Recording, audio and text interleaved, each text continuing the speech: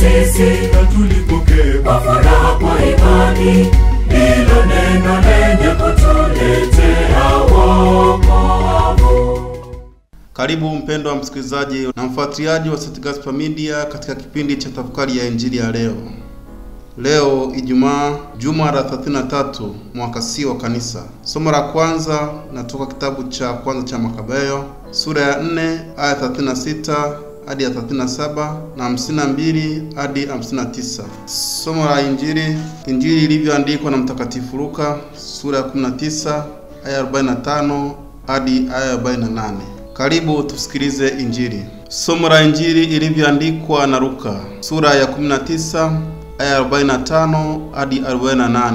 Yesu aliingia hekaluni, akaanza kuwatoa wale waliokuwa wakifanya biashara, akiwaambia, imeandikwa, nyumba yangu itakuwa nyumba ya sala, lakini ninyi mmeifanya kuwa pango la wanyang'anyi. Naye akafundisha kila siku hekaluni, lakini makuhani na waandishi na wakuu wa watu walikuwa wakitafuta njia ya kumwangamiza, wasione la kutenda, kwa kuwa watu wote walikuwa wakiandamana naye wakimsikiliza.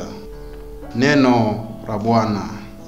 Ndugu zangu katika Kristo, Yesu anatakasa hekalu baada ya kuingia kwa shangwe Yerusalemu. Ni baada ya watu kumpokea pijo na nderemo, Yesu anaingia kwenye hekalu ambalo ni moyo wa Wayahudi katika kuabudu, kutafakari neno la Mungu na kutolea sadaka. Yesu anafukuza wafanyabiashara ambao walitengeneza faida kwa kuuza wanyama na njiwa kwa ajili ya sadaka kwa mahujaji. Biashara hii ilifanyika nje ya hekalu, yaani kwenye geti kabla ya kuingia ndani.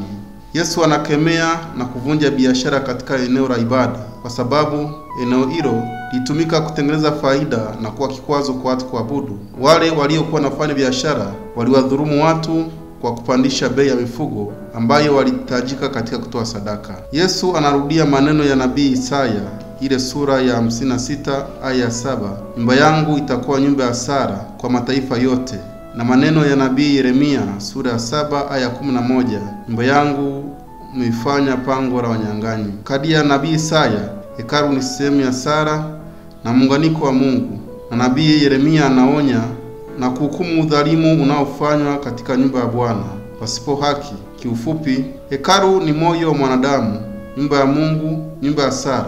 Hivyo tamaa ya kufika lazima itolewe.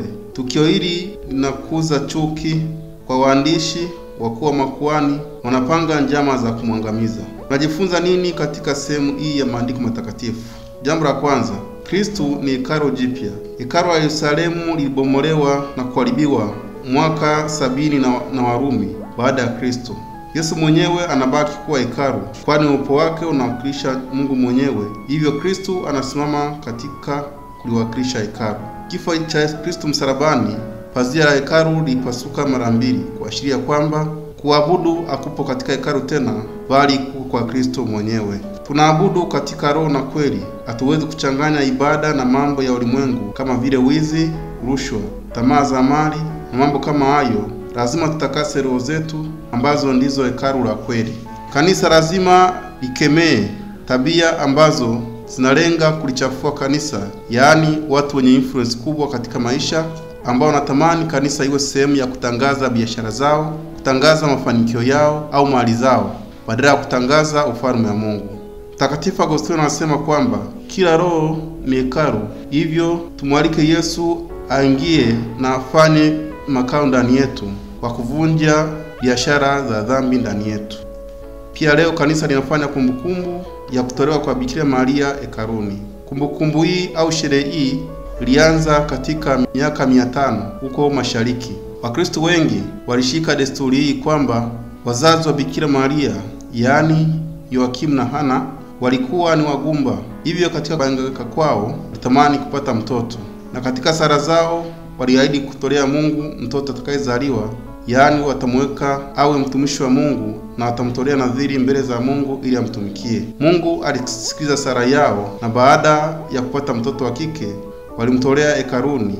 Hivyo Bikira Maria aliishi maisha ya kumtumikia Mungu. Alijiunga na bikira ambao walikuwa wanafanya kazi hekaluni kwa kujifunza maandiko matakatifu, kusali na kutafakari. Tukio hili ni la pekee kutokana kwamba Bikira Maria alimuelewa Mungu alielewa ahadi za Mungu na kukombolewa kwa Israeli. Kwa maana malaika Gabrieli alipomtokea kwa mara ya kwanza, Bikira Maria alipokea mpango wa Mungu, kwa maana alielewa mpango wa Mungu wa kuokomboa wanadamu. Mtakatifu Agustino anasema kwamba kabla Bikira Maria hajambeba mtoto Yesu katika tumbo lake, alimbeba tayari katika moyo wake. Yaani moyo wake ulimuelewa Mungu na Mungu alikuwa ndani ya moyo wake. Mama yetu Bikira Maria ni hekalu na tabernakulo ambapo Mungu mwenyewe aliye mtakatifu anaishi ndani yake. Kujitakasa na kutolewa kwa Bikira Maria hekaluni natukumbusha kwamba na sisi lazima tuombe neema ya kujitoa kwa Mungu. Mioyo yetu iwe hekalu, mioyo yetu iwe sehemu ambapo Mungu anaishi. Mwisho, tunapoendelea na kipindi hiki cha mwisho wa mwaka, na kwa namna pekee kipindi cha kuombea marehemu, tuzidi kuombea wale wote walioshindwa kuishi kwa mpango wa Mungu, walioshindwa kuunda mioyo yao kuwa hekalu la Mungu, ili kwa msamaha Mwenyezi Mungu atakase dhambi zao na afikishe kwenye uzima wa milele. Mungu mwenyewe atusaidie tuweze kuwa hekalu, yaani neno lake likae ndani yetu, Kristo atawale ndani ya mioyo yetu. Mungu hataki sifa zetu, bali anataka mioyo yetu ambapo ataishi. Mioyo yetu itakapokuwa hekalu ya kukutana na Mungu katika neno lake, sakramenti zake na maisha ya fadhila. Pendwa katika Kristo, tuendelee kusali kuliombea taifa letu iliyoingia katika machafuko, ili mioyo yetu ikawe sehemu ya kupokea neno la Mungu na kuganga maisha ya wale waliojeruhiwa, waliopoteza pendo wao. Kwa nguvu ya Mungu mwenyewe mwenye huruma, aweze kuponya majira yetu tulionayo na tuweze kurudi katika misingi ya haki na amani. Tumsifu Yesu Kristo. Nakushukuru kwa kutafakari pamoja nami injili ya leo. Niliyekuletea tafakari hii ni mimi Frateri Rafael Kamugisha Provizius wa shirika la misionari wa damu takatifu ya Yesu kutoka seminari kuu ya Mtakatifu Gaspare Kora.